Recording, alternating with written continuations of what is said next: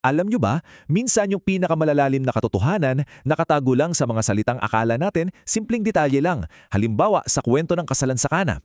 May tatlong salita doon na kapag sinuri natin, bubuksan nito ang pag-unawa natin sa buong misyon ni Jesus. Ang mga salitang yon, ng ikatlong araw. Hindi yan basta time marker lang. Ito ay isang clue at yan ang susundan natin ngayon. So, eto na nga sa Juan 2, sabi, ng ikatlong araw ay nagkaroon ng kasalanan sa Kana. Tapos inimbita si Jesus na pag binabasa natin yan, ang daling isipin na okay, ikatlong araw lang yan. Pero teka muna, kasi sa buong Biblia, pag nabasa mo ang ikatlong araw, dapat mag-ring yung bell mo. Para siyang isang code, isang hudyat na, uy, may malaking mangyayari, isang turning point. At dito mismo magsisimula ang pag-alam natin sa sekreto. Kaya ito yung tanong natin, simpleng time marker lang ba to o sinadya talaga ni Apostol Juan na ilagay yan bilang isang malalim na hudyat? Halika, samahan niyo kong buksan ang misteryong ito na nakatago sa isang kwentong akala natin alam na natin. Okay game, simulan na natin tong pag-iimbestiga. You know, isa sa mga gintong tuntunin sa pag-aaral ng Biblia, ito yon. Kung gusto mong maintindihan ang bagong tipan, kailangan namang balikan at hanapin yung mga pattern sa lumang tipan. Para kang detective na naghahanap ng clues. So, tingnan natin na. Sa Genesis 22, anong nangyari sa ikatlong araw? Yun yung araw na nakita ni Abraham yung lugar kung saan ililigtas ng Diyos si Isaac. Araw ng kaligtasan, di ba? Tapos, sa Exodo 19, sa ikatlong araw din, bumaba ang Diyos sa Sinai para ibigay yung kautusan, araw ng divine encounter. At huwag nating kalimutan yung sa Hosea 6, direktang sinabi, sa ikatlong araw, may pagkabuhay. So nakikita nyo ba yung pattern?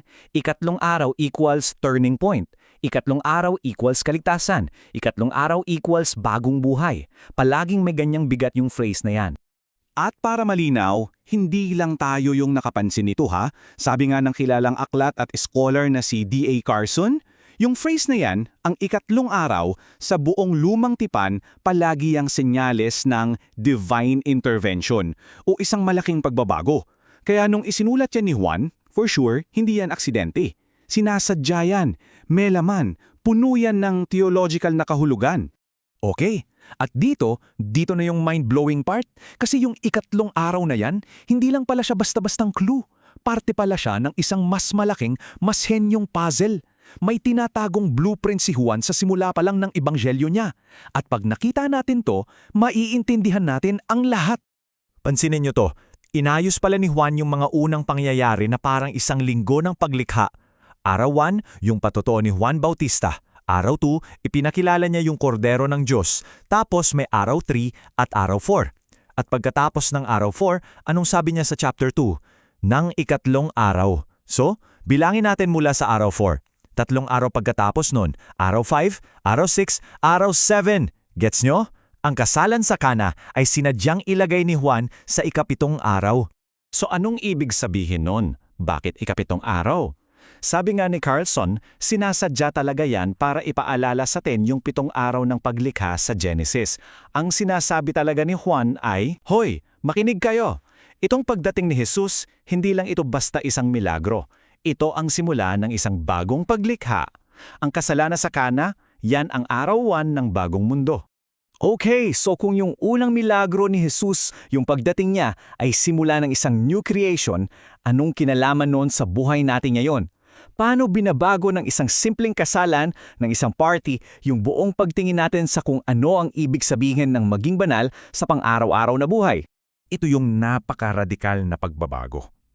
Tingnan nyo ha, dati, kung gusto mong ma-experience ang presensya ng Diyos, saan ka pupunta? Sa templo. Ngayon, sa bagong nilikha, nasan si Jesus? Nasa isang kasalan, nasa hapagkainan. Dati, yung kabanalan parang hiwalay sa ordinaryong buhay. Ngayon, pinapakita ni Jesus na pati yung ordinaryong saya pwedeng maging banal. At yung mga seremonya ng paglilinis gamit yung tubig, pinalitan ng, ng napakaraming alak, isang simbolo ng masaganang saya at bagong buhay sa bagong tipan. At dito ngayon, nagkokonek ang lahat. Itong kasalan sa Kana, para siyang patikim. Alam niyo yung foretaste? Yan yun. Isang patikim ng tinatawag ng mga teologo na Messianic Banquet o yung piging ng Mesiyas. Ito yung malaking party na ipinangako sa Isaiah 25, yung pinakadakilang handaan sa katapusan ng panahon.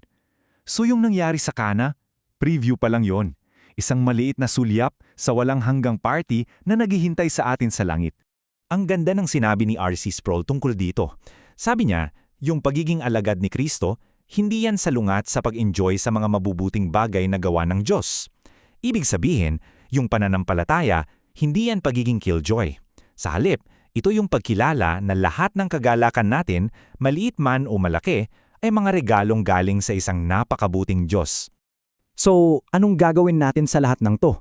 Paano natin dadalhin yung pag-asa ng ikatlong araw at yung saya ng bagong nilikha sa araw-araw nating buhay sa gitna ng mga celebrations natin at kahit sa mga ordinaryong araw?